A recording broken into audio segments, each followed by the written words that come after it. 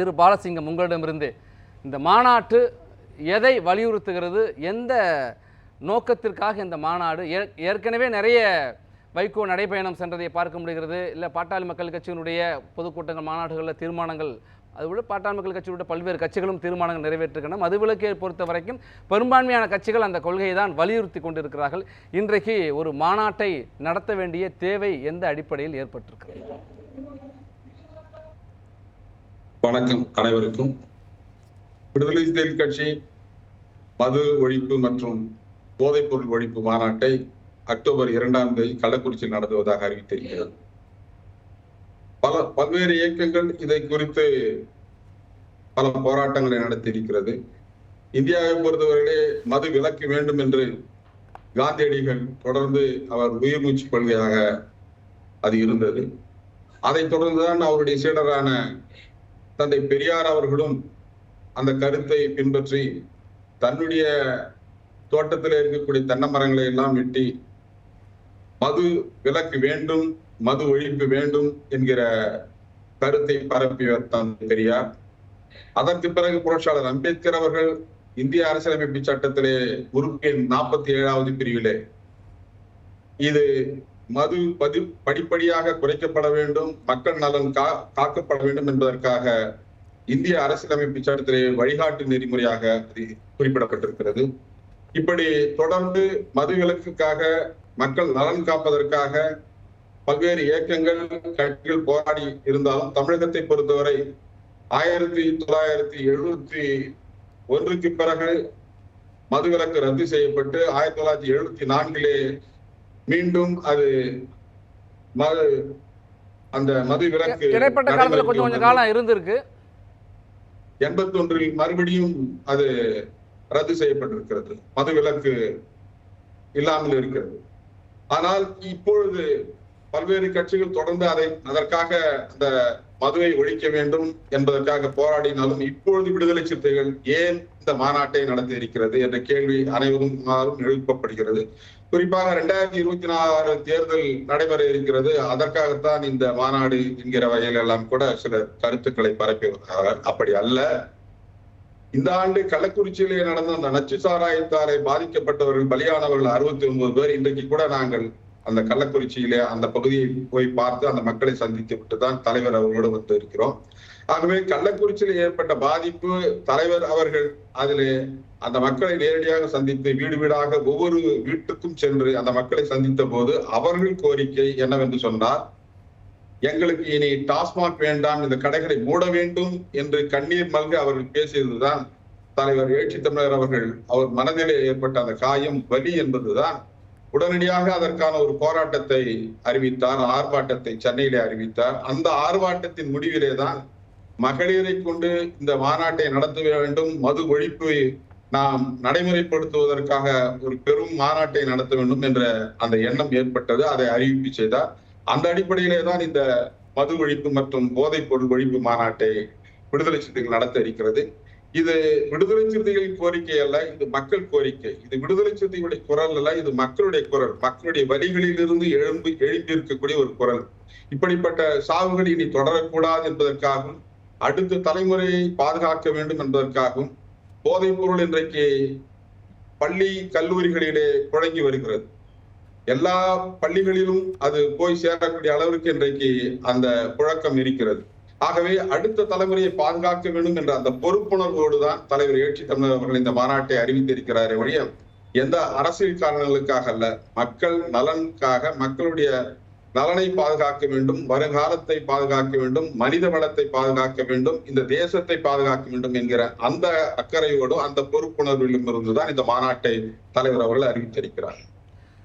மக்களுடைய கோரிக்கை அதைத்தான் விடுதலை சிறுத்தைகள் முன் வைக்கிறதுன்னு சொல்லியிருக்கீங்க. அதே நேரத்தில் இந்த மாநாட்டிற்கு நீங்கள் யார் வேண்டுமானாலும் பங்கேற்கலாம் என்று சொல்லிவிட்டு தவிர்த்திருந்தால், இல்லை கடந்திருந்தால் மீண்டும் ஒரு கேள்வி வந்திருக்காது. அதிமுகவும் பங்கேற்கலாம் என்று சொன்னதுதான் ஒரு புதிய கூட்டணிக்கு அச்சாரமிடுகிறது. நோக்கம் வேறாக இருக்கு, காரணம் மாறாக இருக்கு, அதனால் இந்த மாநாட்டை பயன்படுத்திக் கொள்கிறார்கள் என்கிற ஒரு பார்வை விழுகிறது. எங்களுடைய தலைவர் மது இந்த ஒழிப்பு பிரச்சாரத்திற்கான பத்திரிகையாளர் சந்திப்பில் மிக தெளிவாக குறிப்பிட்டிருக்கிறார். அரசியல் நிலைப்பாடு என்பது வேறு, மக்கள் நலம் சார்ந்த நிலைப்பாடு என்பது வேறு.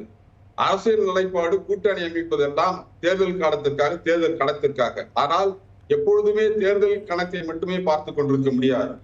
மக்களுக்கான பிரச்சனைகள் வருகிற போது அது தொடர்ந்து குரல் எழுப்பவர்கள் தான் சரியான ஜனநாயகத்தில் பங்கேற்பவர்களாக இருக்க முடியும். அந்த அடிப்படையில் விடுதலை சிறுத்தைகள் இது மக்களுக்கான கோரிக்கைகள் என்கிற அந்த அடிப்படையில் தான் இந்த கருத்தோடு உடன்பட்டவர்கள் யாராக இருந்தாலும் வரலாம், எங்களோடு கை கோர்க்கலாம், எங்கள் மேடையிலே வரலாம் என்று தலைவர் எழுச்சி தமிழர் அவர்கள் அறிவித்திருக்கிறார்.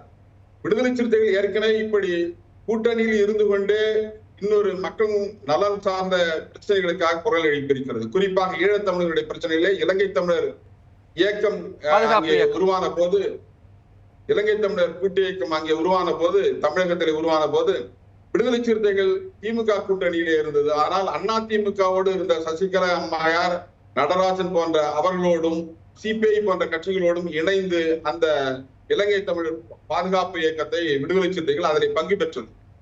அப்பொழுதும் கூட இப்படிப்பட்ட கருத்துக்கள் பரப்பப்பட்டது. ஒரு கூட்டணியில் இருந்து கொண்டே இன்னொரு இயக்கத்தோடு, ஒரு இயக்கம் எதிர்கட்சிகளோடு இருக்கக்கூடிய அந்த இயக்கத்தோடு எப்படி பங்கேற்பது என்றெல்லாம் கருத்துக்களை அவர்கள் சொன்னார்கள், விமர்சனங்களை வைத்தார்கள். ஆனால் எங்களுடைய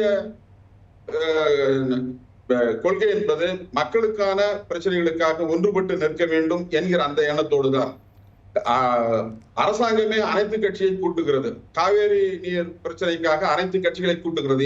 ஏன் என்று சொன்னால், ஒத்த கருத்துடையவர்கள் அனைத்து கட்சியை சேர்ந்தவர்களாக இருந்தாலும் அவர்கள் எல்லாம் ஒன்று இணைந்து அந்த நலன், தமிழ்நாட்டினுடைய நலன், தமிழர்களுடைய நலனை பாதுகாக்க வேண்டும் என்கிற அடிப்படையிலே தான் அப்படிப்பட்ட கோரிக்கைகள் வருகிறது. அந்த அடிப்படையில தான் மது விலக்கு, இந்த மது ஒழிப்பு மாநாட்டிற்காக அனைத்து கட்சிகளும் வர வேண்டும். இதில் யாரெல்லாம் உடன்பாடு இருக்கிறதோ, குறிப்பாக 2016 தேர்தல் அறிக்கையில் திராவிட முன்னேற்ற கழகம் மதுக்கடைகளை மூடுவோம் என்று அறிவிப்பை செய்தது, அதிமுக படிப்படியாக குறைப்போம் என்று அறிவிப்பை செய்தது.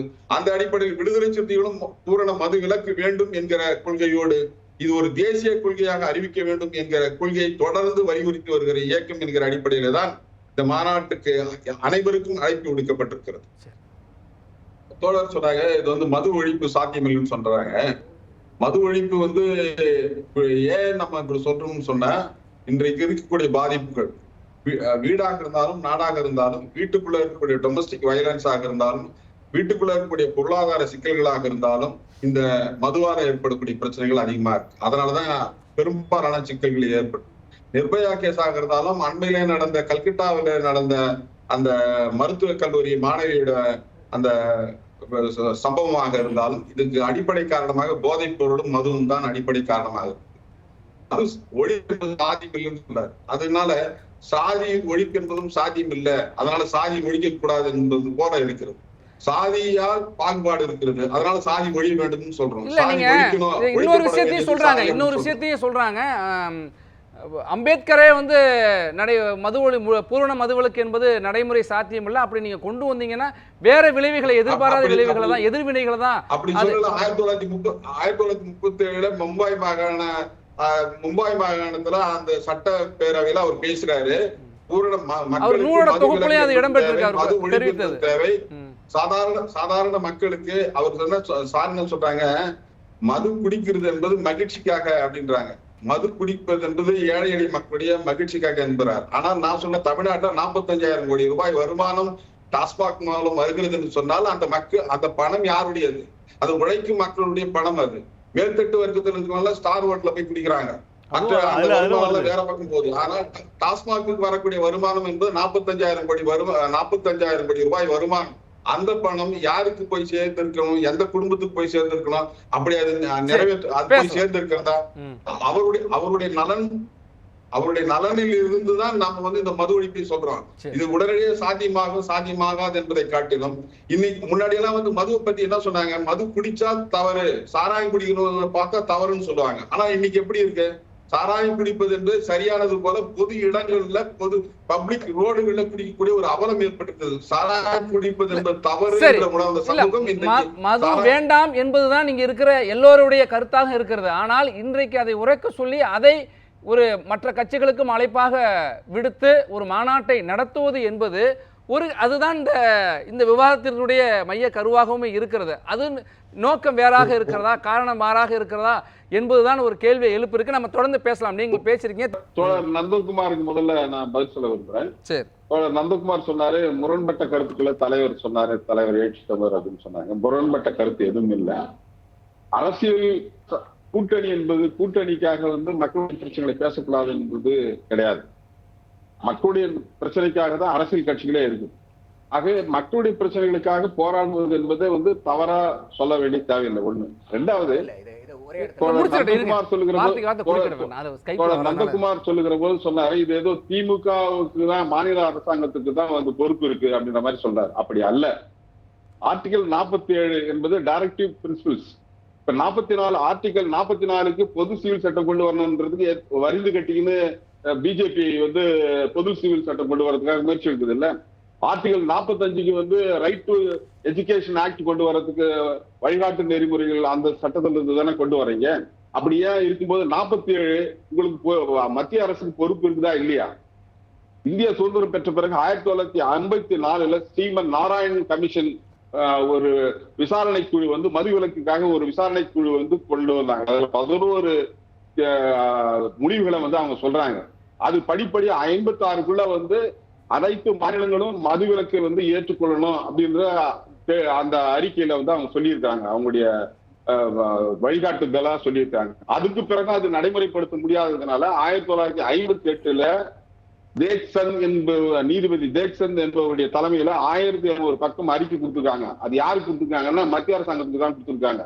மத்திய அரசாங்கம் 1970க்குள்ளாவது இந்த மதுவிலக்கு பூரண மதுவிலக்கை கொண்டு வரணும், இந்தியா முழுவதும் கொண்டு வரணும்னு தான் சொல்லியிருக்கிறாங்க. குஜராத்தில் கொண்டு வந்தது கூட பிஜேபி கிடையாது, காங்கிரஸ் ஆட்சி தான் கொண்டு வந்தது. பிஜேபி ஆட்சி எந்த காலத்திலும் இதை பற்றி பேசுறது இல்ல. ஒடுக்கப்பட்ட மக்களும் தலித் மக்களும் உழைக்கிற மக்களும் அவங்க குடிச்சு சாவணும் என்பதுலதான் அவங்க கவனம் இருக்குது. அவன் போதையோட இருக்கணும் என்பதுதான் கவனம் இருக்குது. அவன் அரசியல் ரீதியாக அவன் வளரக்கூடாது என்பதுலதான் கவனம் இருக்குது. அவன் மேம்பட்டு வளரக்கூடாது என்பதுலதான் கவனம் இருக்கிறதா பிஜேபி RS போன்ற கட்சிகள். சரி, இந்த கோவலன் கேள்விக்கு வந்துருங்க.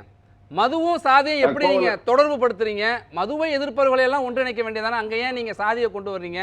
நாங்கள் தொடர்ந்து பரப்புரையும் பாடல்கள் மூலமாக இயக்கம் நடத்தி கொண்டிருக்கிற எங்களை ஏன் நீங்க தவிர்க்கிறீங்க? அப்ப எங்களை சாதிய சக்தியா பாக்குறீங்களான்னு கோவன் கேட்கிறாரு. அதாவது போதை என்பது எந்த வகையான போதையா இருந்தாலும் தவறு. அதுல சாதியவாத போதை என்பது மிக மிக கொடுமையா இந்திய நாட்டில் இருக்கு. மதவாத போதை என்பது மிக கொடுமையா இந்த நாட்டில் இருக்கு. ஆகவே மதவாத சக்திகளோடும் சாதிவாத சக்திகளோடும் இணைய மாற்றோம் என்பதற்காக தான் அது சொல்லி இருக்குது. விடுதலை சிறுத்தைகள் கடந்த கால அனுபவங்களிலிருந்து ஏற்கனவே கைகோர்த்தோம். பாட்டாளி மக்கள் கட்சியோட ஏற்கனவே கைகோர்த்ததுதான் விடுதலை சிறுத்தைகள். தமிழர்களுடைய நலனுக்காக, ஈழத்தமிழுடைய நலனுக்காக கைகோர்த்து பாட்டாளி மக்கள் கட்சியோட பல முரண்பாடுகள் இருந்தாலும் கைகோர்த்தோம். எதுக்காகனா மக்களுடைய நலனுக்காக, தமிழர்களுடைய நலனுக்காக. ஆனால் எங்களுக்கு கிடைத்த அறிவு என்பது, பட்டறிவு என்பது, இவர்கள் தொடர்ந்து அது தலித்துகளுக்கு எதிரான ஒரு செயலா அதை மாற்றிக்கொண்டிருக்கிறார்கள். குறிப்பாக 2011 எலெக்ஷன்ல விடுதலை சிறுத்தைகள், பாட்டாளி மக்கள் கட்சி, திமுக இந்த 3 கட்சிகளும் தோல்வி அடைந்த பிறகு அது இனிமேல் தலித்துகளோடு இருந்தால் நம்முடைய வாக்குகள் வராது என்கிற காரணத்திற்காக பாட்டாளி மக்கள் கட்சி ஒரு நிலைப்பாடு எடுத்து தர்மபுரி போன்ற கலவரம் எல்லாம் நடப்பதற்கு அது அடிப்படை காரணமாக இருந்தது. ஆகவே அப்படி அவங்களுடைய நிலைப்பாடு ஒவ்வொரு சமயத்திலும் ஒவ்வொரு நிலைப்பாடை எடுத்துக்கிறாங்க. அதுல பாட்டாளி மக்கள் கட்சி கொடுத்த கருத்து எந்த அளவுக்கு சரியா ஏற்படுது என்பது தெரியல. ஏன்னா அவருடைய பிரதிநிதி இல்ல, நீங்க அதை கடந்து வந்துருங்க. ஆகவே சாதியவாத சக்திகளோடும் மதவாத சக்திகளோடும் நாம் கைகோர்க்க கூடாது என்பதற்காக தான் நாம் இந்த கோரிக்கையை நாம் வச்சிருக்கிறோம். குறிப்பா நான் இன்னொன்னு சொல்ல விரும்புறேன். பீகார் மாநிலத்துல ஒரு கருத்து சொல்லி முடிக்கிறேன். பீகார் மாநிலத்துல ஏன் மது விலக்கு முடியாது, பூரண மது விலக்கு கூடாது அப்படின்னு சொல்றீங்கன்னா, பீகார் மாநிலத்துல 2014 நிதிஷ்குமார் கவர்மெண்ட் மது விலக்கை கொண்டு வந்தாங்க. கொண்டு வந்த போது தமிழ்நாட்டோட பின்தங்கி இருக்கக்கூடிய மாநிலம் தான் பீகார் மாநிலம். அதுக்கு அந்த மாநிலத்துக்கு வருமானம் தேவைப்படுது. ஆனாலும் கூட நிதிஷ்குமார் மிக துணிச்சலாக அந்த முடிவு எடுத்து மதுவிலக்கை கொண்டு வந்தார். கொண்டு வந்த பிறகு 2 ஆய்வுகள் சர்வே பண்ணாங்க அந்த மாநிலத்தில். 2 சர்வேக்களும் என்ன முடிவு வந்ததுன்னு சொன்னா, டொமஸ்டிக் வயலன்ஸ் குறைஞ்சிருக்குது. எங்க பீகார் மாநிலத்துல டொமஸ்டிக் வயலன்ஸ் குறைஞ்சிருக்குது மது விலக்குக்கு பிறகு.